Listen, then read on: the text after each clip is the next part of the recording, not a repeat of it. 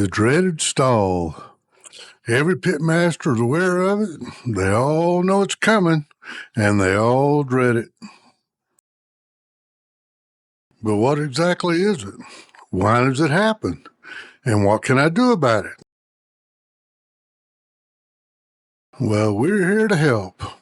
With just a few basic principles, you'll know all there is to know about that terrible event we call the stall, and how to deal with it. Welcome to Smokin' Ass Barbecue.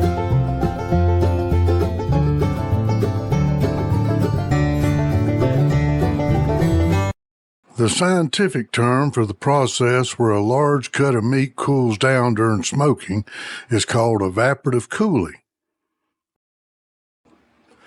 Here's a breakdown of what that means in the context of smoking meat. As the meat cooks, moisture within it is pushed to the meat's surface and then begins to evaporate. This evaporation process requires energy, and that energy is drawn from the heat surrounding the meat. As a result, the surface of the meat cools down, which can temporarily halt the rise in the meat's internal temperature. This is commonly referred to as the stall. It is very similar to how sweating cools the human body. The stall usually occurs when the meat's internal temperature reaches around 160 to 170 degrees. So what are some of the factors that influence the stall? One is airflow. More airflow can cause the stall to occur at a lower temperature. Another is humidity. Lower humidity can intensify the stall. And one more important factor is the size and shape of the meat. And remember, while the stall can be frustrating, it's a normal part of the cooking process. So now that we know what the stall is and what causes it, what can we do about it? Basically, there are three things we can do. We can do nothing, we can turn up the heat, or we can wrap. If we do nothing, eventually things inside our smoker will regulate themselves and our meat will start to rise in temperature again. However, this can take quite some time, usually hours.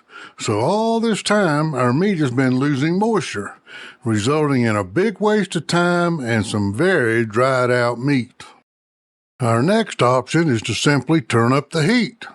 Unfortunately, on most smokers, this is impossible to do or hard to do, requiring adding more wood or coal, and then trying to adjust your smoker back to a normal temperature once the stall is over. This method usually produces the same results as waiting it out does: scorched, overcooked, dry meat.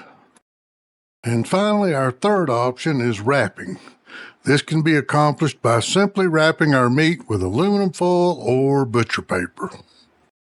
Also known as the Texas crutch, this method is probably the most widely used and the most successful of the three methods. This method works in two ways. By reducing the amount of airspace around the meat, it shortens the amount of time it takes for the air to reach 100% humidity.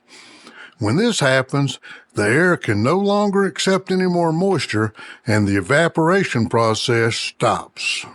Once this happens, the surface of the meat is able to begin rising in temperature again, and the cooking process continues.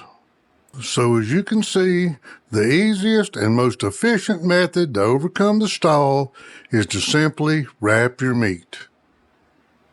So now that you know all there is to know about that crazy thing we call the stall, you can forget about that dry, overdone meat and start making juicy, delicious food you'll be proud to serve any day of the week.